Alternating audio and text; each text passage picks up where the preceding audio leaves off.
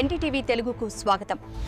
విజయవంతం చేయవలసిందిగా మన పార్టీ అధ్యక్షుడు జగన్మోహన్ రెడ్డి గారు పిలుపుచ్చారు. దాంట్లో భాగంగానే ఈరోజు ప్రతి నియోజకవర్గంలోనూ కూడా ఈ నిరసన కార్యక్రమంలో రిలే నిరాహార దీక్ష కార్యక్రమాలు ప్రారంభమయ్యాయి. ఇప్పుడే అమలాపురంలో ప్రారంభించి ఇక్కడ రావడం జరిగింది. అదేవిధంగా అన్ని నియోజకవర్గాల్లో కూడా ఈ యొక్క రిలే నిరాహార దీక్ష కార్యక్రమాలు 175 నియోజకవర్గాల్లో కూడా జరుగుతున్నాయి. దీని యొక్క ముఖ్య ఉద్దేశం ఏంటంటే, ఈవేళ మనం చూస్తున్నాం, ఎన్నికల ముందు 20 లక్షల ప్రభుత్వ ఉద్యోగులు ఇస్తానని వాగ్దానం చేసి వచ్చినటువంటి కూటమి ప్రభుత్వం ఎన్నికలు పూర్తయ్యి అధికారంలోకి వచ్చి 2 సంవత్సరాలు గడిచినా కూడా కనీసం వాళ్ళు ఇచ్చింది డిఎస్సి పేరు చెప్పి 16,000 ఉద్యోగాలు. 16,000 ఉద్యోగాలు కూడా ఏ విధంగా అవకతవకలు జరిగాయన్నది మీకు అందరూ తెలుసు. ప్రశ్నాపత్రాలు లీక్ చేసి తెలుగుదేశం పార్టీ కార్యకర్తల యొక్క కుటుంబ సభ్యులకి ఈ ప్రశ్నాపత్రాలు లీక్ చేయడం కాకుండా దాదాపు తెలుగుదేశం పార్టీ అభిమానులకి వారి యొక్క సంబంధికులందరూ కూడా ఈ ప్రశ్నాపత్రాన్ని లీక్ చేసి దాదాపు 15,000 ఉద్యోగాలు కూడా ఓపెన్ మార్కెట్లు విక్రయించుకోవడం జరిగింది. అదే కాకుండా 450 పోస్టులు స్పోర్ట్స్ కోటాను పెట్టి ఆ స్పోర్ట్స్ కోట కూడా ఏదైతే ఎక్కడా కూడా ఆమోదం లేని స్పోర్ట్స్ తీసుకొచ్చి బ్రిడ్జ్ గేమ్ అని, ఇంకా ఆ గేమ్ అని, ఈ గేమ్ అని పెట్టి అనర్హులందరికీ కూడా పదవులు ఇచ్చి దాదాపు 16,000 ఉద్యోగాలు కూడా మొత్తం పూర్తిగా అవకతవకలమయం చేసి దాదాపు ఉద్యోగానికి 15 నుంచి 20 లక్షల రూపాయలు వసూలు చేసి ఏ విధంగా విద్యార్థుల యొక్క జీవితాలతో ఆడుకున్నారో మనందరికీ తెలిసిందే. దాంట్లో భాగంగానే మనం అందరూ కూడా వైఎస్ఆర్ కాంగ్రెస్ పార్టీ తరఫున జగన్మోహన్ రెడ్డి గారు సిబిఐ విచారణ జరపమని కోరారు. నిజంగా చెప్తున్నాను, లోకేష్ గారు ఏ విధమైన తప్పుగా పాల్పడకపోతే, ఏ విధమైన అవకతవకలుగా చేయకపోతే సిబిఐ ఎంక్వైరీకి ఎందుకు ఒప్పుకోవట్లేదు అన్నది సమాధానం చెప్పాల్సిన బాధ్యత వారి మీద ఉంది. గతంలో రాజశేఖర రెడ్డి గారు ముఖ్యమంత్రిగా ఉండగా పరిటాల రవి అనే ఒక శాసనసభ్యుడి యొక్క హత్య జరిగితే దాంట్లో ముఖ్యమంత్రి కుమారుడైనటువంటి జగన్మోహన్ రెడ్డి గారి హస్తముందని ప్రతిపక్ష నాయకుడిగా చంద్రబాబు నాయుడు గారు డిమాండ్ చేస్తే వెంటనే రాజశేఖర రెడ్డి గారు అసెంబ్లీలో లేచి నా కుమారుడి మీద అభియోగాలు వచ్చాయి కాబట్టి వెంటనే సిబిఐ జరిపించిన సిబిఐ విచారణ చేసి మరి తర్వాత తదనంతరం సంవత్సర కాలంలోనే సిబిఐ జగన్మోహన్ రెడ్డి గారికి క్లీన్ చిట్ ఇచ్చిన విషయాన్ని మీకు అందరూ కూడా గుర్తు చేస్తున్నాను. అంటే నాయకుడు అంటే ఒక పారదర్శకంగా ఉండాలి. నిజంగా నువ్వు అవినీతి చేయకపోతే నువ్వెందుకు సిబిఐ విచారణకు జంపుతున్నావు అని మేము అడుగుతున్నాం.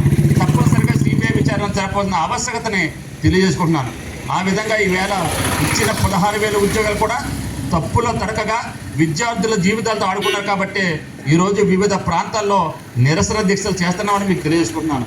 అంతేకాదు, మన నాయకుడు జగన్మోహన్ రెడ్డి గారు అధికారంలో వచ్చిన 6 నెలల కాలంలోనే ఒక వ్యవస్థను రూపకల్పన చేసి, అంటే సచివాలయ వ్యవస్థను తీసుకొచ్చి ఆ వ్యవస్థ ద్వారా దాదాపు 1,25,000 ప్రభుత్వ ఉద్యోగాలు చేసి ఎంత నిష్పక్షపాతంగా ఏ విధమైన పక్షపాతం లేకుండా మరి ఆ ఉద్యోగాలు ఫిలప్ చేసి పబ్లిక్ సర్వీస్ కమిషన్ ద్వారా ఉద్యోగాలు ఫిలప్ చేసి 1,25,000 ప్రభుత్వ ఉద్యోగం ఇస్తే దాదాపు 2 సంవత్సరాల కాలంలో వీళ్ళు 16,000 ఉద్యోగాలు ఇచ్చి ఆ 16,000 ఉద్యోగాలు కూడా ఏ విధంగా అవినీతి దందాగా తెరలేపారో మీరు అందరూ కూడా ఒకసారి గమనించుకోమని కోరుతున్నాను. అంతేకాదు, ఈవేళ జగన్మోహన్ రెడ్డి గారు హయాంలో ఒక వ్యవస్థను తీసుకొచ్చాడు.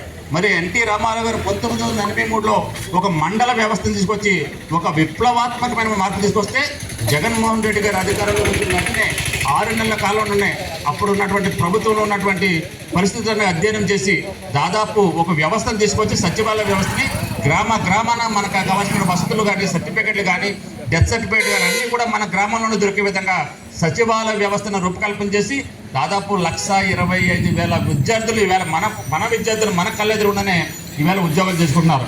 ఆ రోజు అంత నిష్పక్షపాతంగా మనం చేస్తే ఈరోజు చంద్రబాబు లోకేష్ గారు ఏ విధంగా ఈ యొక్క నియామకాల్లో అవకతవకలు చేశారు కాబట్టి మేము ఈవేళ సిబిఐ విచారణ కోరుతున్నామని తెలియజేసుకుంటున్నాను. అంతేకాదు, ఈరోజు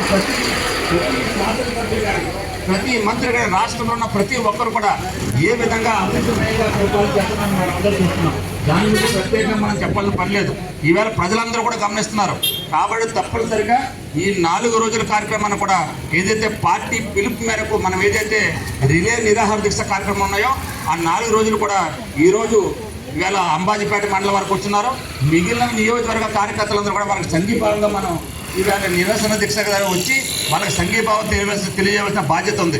అదేవిధంగా రేపు అవతల ఎల్లుండి కూడా మరి ఈ కార్యక్రమాన్ని మనందరూ కూడా కార్యకర్తలందరూ దిగ్విజయం చేసి మరి రాష్ట్ర వ్యాప్తంగా జరిగే కార్యక్రమాల్లో మనం కూడా పాల్పంచుకుని 10వ తారీఖున ఆదివారం జరిగే ర్యాలీని జయప్రదం చేసి పార్టీ కార్యక్రమాల్లో అదేవిధంగా నిరుద్యోగుల కోసం ఈ యొక్క నిరుద్యోగ యువత కోసం మనమందరం కూడా అండగా నిలబడవలసిన ఆవశ్యకత తెలియజేసుకుంటూ రాబోయే రోజుల్లో పార్టీ పిలుపు పిలిపించినా కూడా ఆ పార్టీ పిలుపు వైఎస్ఆర్ కాంగ్రెస్ పార్టీ కార్యకర్తలందరూ కూడా మరి మేమంతా కూడా సిద్ధంగా ఉన్నాం.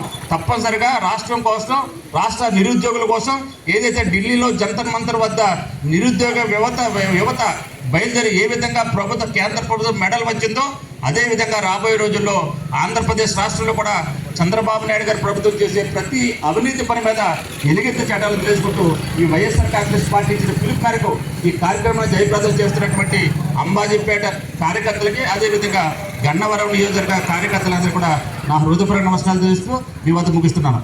జై జగన్, జై జగన్, జై జగన్.